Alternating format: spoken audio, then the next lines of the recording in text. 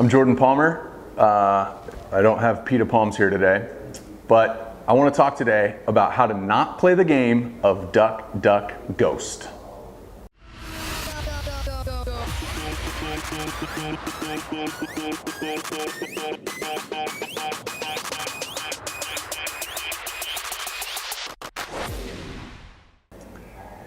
When we were little, we all played a game at some point called duck, duck, goose. You run around in a circle, you tap the head, you run, you fall, you giggle, you pick dandelions, there you go. My 2.5-year-old son's nuts, he'll probably be really good at that. What I want to talk today in the business world, and particularly on the sales side of things, again, whether you're selling your services, you're selling a product, or you're selling yourself in an interview process, how to avoid playing the game of duck, duck, ghost. Now, we've all had phone calls that somebody ducked, or an email or a text they didn't respond to, and they're kind of ducking your call, ducking your email, and we've all been ghosted by somebody. I'm in sales, so I've been ghosted. And it's super frustrating because you don't know how to respond. Man, I've sent an email, we had a great conversation, and it's been 2 weeks, they haven't responded. Or, we had multiple conversations, we met in person, we sent over our proposal, they asked for a contract, and it's been 3 weeks, I haven't heard back. They're ghosting me. It's a common terminology that we hear and say and try not to do with anybody, but I actually think there's a couple steps in how to avoid playing duck, duck, ghost. The first is going through this process of kind of, again, back to elementary school, when you're writing a paper, the who, what, where, when, and why. So I kind of want to go through those steps. And the first is who. So I'm a big believer in having a credible intro. So whether I am trying to talk to somebody about the services at Common Thread Collective, or I'm trying to talk to an influencer about working with a brand, I'm trying to talk to a brand about working with an influencer, and I see this a lot, we're growing like crazy, so in the interview process, I think it's incredibly valuable to whoever it is that you're trying to engage with to get a credible intro. I try and never cold email, call, or text anybody. I don't want somebody's number or their contact information.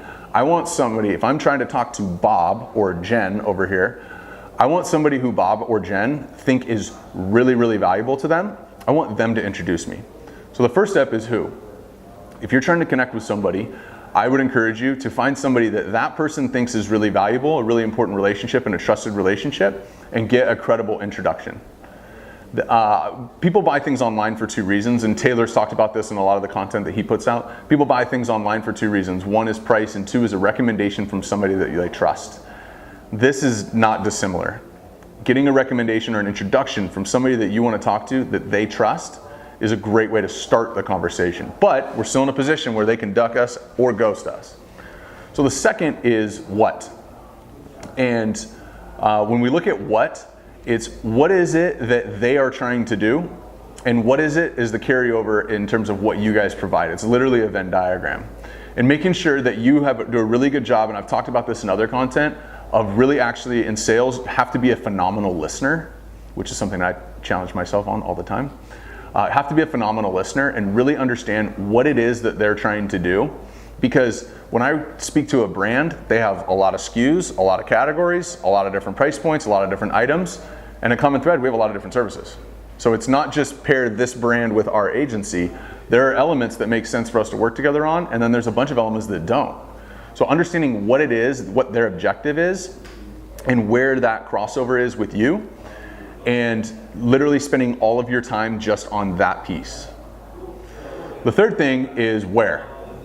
And when I think about where, it's not so much where are you calling from or where's the meeting at, but I think what's imperative when it comes to the where, about avoiding duck, duck, goose, when it comes to the where, it's really comes down to how you guys are communicating. Today with technology, it's getting easier and easier to not have face-to-face interactions because I can text, I can email, I can Slack, I can DM, I can tweet, I can do all of these different ways to connect with people. But on the flip side, I also had a Google Hangout last week with a potential client out of Australia and looked him in the eyes and love being able to talk to somebody face-to-face. So the negatives to technology is countered with the ability to actually connect via FaceTime, Google Hangouts, Blue Jeans, whatever the platform is that you use. So my kind of rule of thumb is I don't want to talk to somebody about what we do unless I can look them in the eyes, whether that's digitally or much more preferably in person.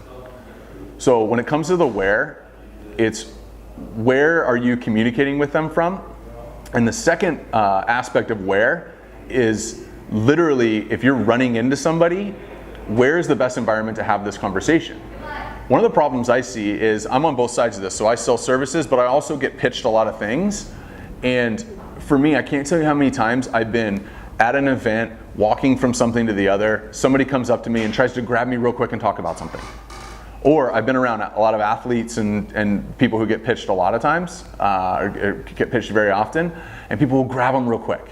You know, we had Gary Vaynerchuk come to Common Thread, and he got a speech, and at the end of his speech he was talking about how he was racing to the airport, and I watched 10 different people come up and hand him products real quick. That's not the place. He's not a buyer.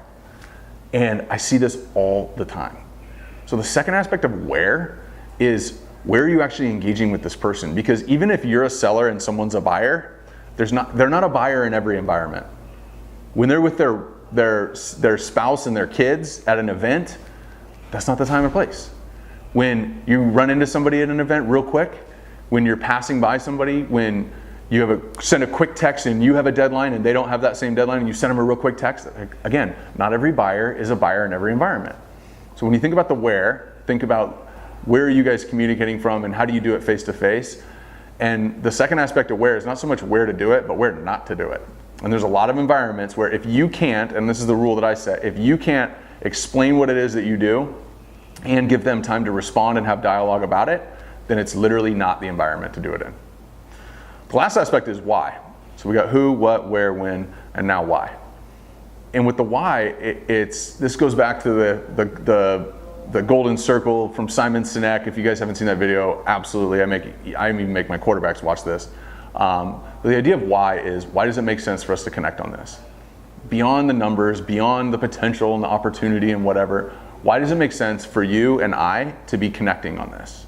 What sort of really cool and powerful thing can you and I do together on this, whether it's my team and your team actually activating it, or it's just you and I connecting on it? Why does it make sense for us to connect in this way? And for me, I try and spend as much time hammering that home as I can, and if it gets hammered home right away and there's a connection, then it just allows us to go faster down the path of what it is that we should be talking about and what we want to dive into. So when you look at these, DuckDuckGhost is an unfortunate aspect of business. Everybody's busy. Everybody has a bunch of stuff. Everyone turns on their computer and there's a bunch of emails. They open their phone in the morning and there's a bunch of texts. So one, it's being on the other side of DuckDuckGhost. I get random emails all the time from different services and third-party agencies and blah, blah, blah, blah. I respond to all of them and say, hey, look, I appreciate it. Now it's not, this is not a fit for us right now. So one, I try to avoid playing DuckDuckGhost, call it karma.